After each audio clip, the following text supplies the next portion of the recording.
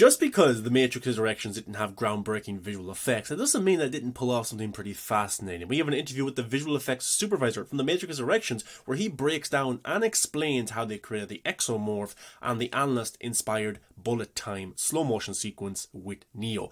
Welcome back to the channel. I'm your host, the Viking. Let's get into this.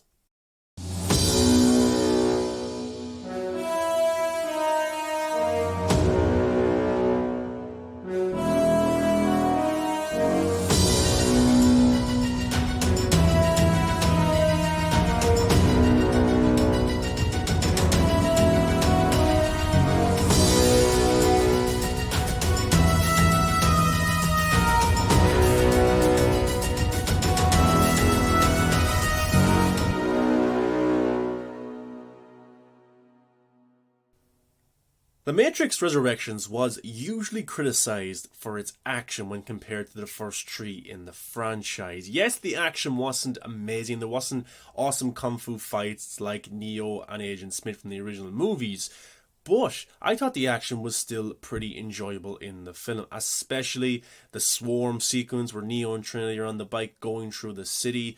I thought the fight sequence between Neo and the new Agent Smith was pretty good as well. It wasn't groundbreaking, it wasn't amazing, but also I think we've been spoiled in the last 25 years of action movies where they've done pretty much everything, and it's very hard to make an audience go, wow, look at that, I've never seen that before. Especially since Keanu Reeves has come from the John Wick films, which has maybe the best action in Hollywood. People expect that every time that they watch a Keanu Reeves movie, and then they look at the original trilogy and they want that type of action. I've talked about on the channel how Lana Wachowski used nostalgia, but not nostalgia in the way that people wanted. People expected the action from the first three movies. She did not want to replicate that. She did not want to copy herself because other studios, other companies, other films have copied what the Wachowskis did in the first three Matrix movies. How cool is it anymore if everybody else has done it? What's the point of us doing it again?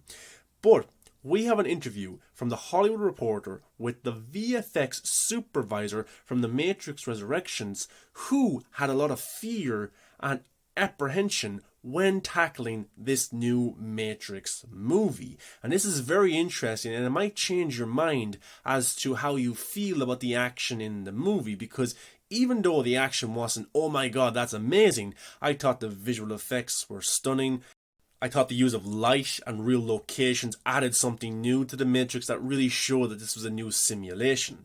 But this interview is very interesting, and I want to see if it changes your mind or your perception of this film. The headline for this is The Matrix Resurrections, a VFX supervisor on fear and apprehension, rebooting the franchise. The uniqueness of the Oscar-winning visual effects in 1999's The Matrix, particularly its signature bullet time effect, has become iconic. And so it's not a surprise that 2 decades later, The Matrix Resurrections VFX supervisor Dan Glass experienced plenty of fear and apprehension over the planned 4th addition to the Wachowski siblings sci-fi classic. It's clearly a continuation of the story and has a very high qualitative and aesthetic bar to hold up to, he says of the new film, this time helmed solely by Lana Wachowski and again following Keanu Reeves as Neo. The story is an evolution in the sense that it's a newer version of The Matrix. The need to upgrade was even present in the story. That said, Lana's vision was that it should feel more real. The Matrix itself in the earlier movies was deliberately studio-based, very inspired by graphic novels. Lana wanted this rendition of The Matrix to feel more familiar to our real world. For her, that meant building off of some of the approaches that we'd followed on some of the Wachowskis' more recent projects, from Cloud Atlas to Sense8, where the style is almost shooting more like a documentary with a lot of real locations. That was the real premise, actually trying to ground things in more reality. In all, the film's 2,350 VFX shots created by VFX studio DNEG, Framestone and One of Us involved many types of effects, and not surprisingly how to handle the Matrix iconic bullet time and whether to include it at all was a point of careful consideration. How much are we gonna, homage, says Glass. Lana felt that it was better not to try to copy ourselves that directly. You kind of risk losing the edge of being self-aware, which comes up in the story. Even the opening action scene featuring Carrie-Anne Moss' Trinity, which takes viewers back to the first scene of the 1999 film, doesn't include the bullet time shot. It will bring those memories back, but it's not trying to replicate it exactly, adds Glass. For Resurrections, Glass explains the team created time split segments as a new element. The Analyst, played by Neil Patrick Harris, uses bullet time on Neo, says Glass. He's conscious, but he's trapped in a slow moving media. He has the bullet time power kind of used against him. Glass says to develop a bullet time inspired look, the VFX team did some research and development and took inspiration from underwater photography. We even built a test shooting underwater with a big volumetric capture rig, which is a huge array of cameras that basically then can be brought together with machine learning and artificial intelligence to reconstruct a scene so you can essentially move around. It's like bullet time on steroids, he says.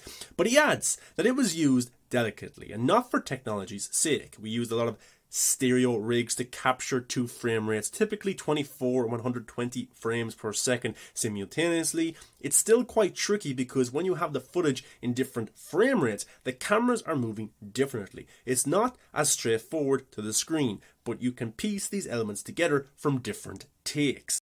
These are basically put together, Glass elaborates, adding that, for instance, the sequence set in Tiffany's Trinity's workshop involved additional work. We did some CG here to slightly add a kind of underwatery slowness to it and adjusted Reeves' coat fabric just to help sell the frozen or near frozen motion. And obviously the bullet and the exploding apple, we shot a real apple at high speed. The rendition in there is CG, but it's built upon something that we shot for reference. Glass adds that they also used 8 FPS for select shots. The Analyst is a mix of 8 frame and 24 frame, he explains. He notes that the sparks in the background are basically real. They're basically processed, but they're from slow motion capture. And then we extend the streaks. We wanted this idea that sparks are moving really fast, but they have a really long trail.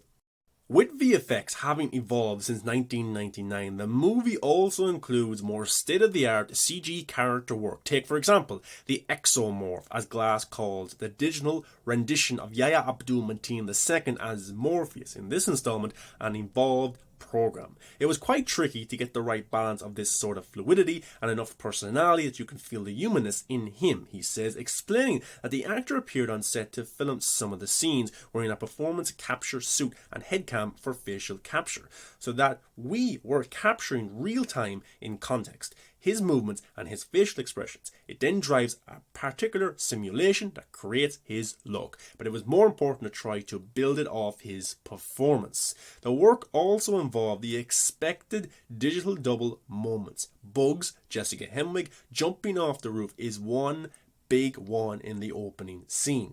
Additionally, some parts of the movie require de-aging of Reeves and Moss. We created a de-aged CG head for each. We had the cyber scans of their heads and textures, CG models from the earlier movies archived. But they had to be upgraded and up-seized to modern standards, and we very carefully patched because we wanted to keep things like the mouth, teeth, eyes, which are so hard to reproduce digitally, and they're really a core part of the performance. Those are retained from original photography, and then the rest of the face is just slight changes in bone structure and skin quality. I don't know about you guys, but I found that really, really interesting. And you see all these videos, all these articles saying that The Matrix Resurrections is a terrible movie. The action is absolutely terrible when compared to the original 3. And that's the problem. They're blaming The Matrix Resurrections for not being Matrix 1, 2, and 3. They're criticizing the film for not being what their pre-existing thoughts that it should be. And that's very frustrating when you're a movie fan, you love a movie so much, and you read a lot of the reviews, and the main criticism is that it wasn't the previous 3. But then you read reviews for other movies that is coming off of a huge IP, and the main criticism is that, oh, it was too similar like the first movie. Like The Force Awakens is too similar to A New Hope, or Ghostbusters Afterlife is too similar to the first Ghostbusters. Like, where is the line drawn when you're criticizing these movies? It sounds like here that the VFX team put in absolutely amazing work, and they're not getting enough praise for it. The Exomorph with Morpheus was stunning. It was such a cool idea. I loved how they're able to come into the real world and they're part of the society of the humans. I also love the Analyst doing the slow motion apple with the bullet and kind of a reverse bullet time on Neo. I found that so fascinating, big time. And I didn't know that they de-aged Neo and Trinity in the movie. I didn't know that whatsoever. I didn't notice that. So that's interesting as well. So they put in a lot of work. They planned this, they researched, they developed, they did a lot of experimenting to see what worked best, and they put in a huge effort, and you can tell. And you talk about the previous Matrix movies predicting the next 20 years of society and all that kind of stuff. I wonder, did the Matrix Resurrections predict the next 20 or 30 years of our society where we can actually have real avatars or robots in our society like the Exomorph? I wouldn't be surprised whatsoever. I really wouldn't. Or people, instead of plastic surgery, they go and they get digitally de-aged. I just wouldn't be surprised. I would not be surprised. But this was very interesting from Dan Glass. And he had, I bet you had a lot of pressure on him to recapture the visual wow that the first movie had. He didn't work on the first movie. He worked on the sequels, I think, or Reloaded anyway. And I love that Lana brought this real world feel to it as well. I really appreciate that. And the cinematography of this movie was just fantastic. Really eye-provoking. But I love this line right here because he was getting ready to do the next bullet time, to do bullet time again. But Lana, this is the quote that he had, Lana felt that it was better not to try to copy ourselves that directly. You kind of risk losing the edge of being self-aware. That's why I call The Matrix Resurrections a unique sequel, because it could have played it safe. It could have gave us everything that the first three movies did in terms of bullet time, slow motion camera, 360 cam, all that kind of stuff. But it didn't decide to do that. It decided to bring something new to the franchise and not copy themselves. Because why should they copy themselves when other franchises have done it since the last Matrix movie came out? How special would it be to do it again? What's the point of just redoing the same thing over and over again? It wouldn't make sense. It wouldn't bring something new to the Matrix world. And I'm glad that Lana took this approach to the storytelling. But I have to say, a huge congrats to the VFX team. They did a fantastic job. I love the Exomorph with Morpheus. I also loved the Analyst, his version of bullet time, because he says to Neo, I got this from you. I love that line. It was just brilliant.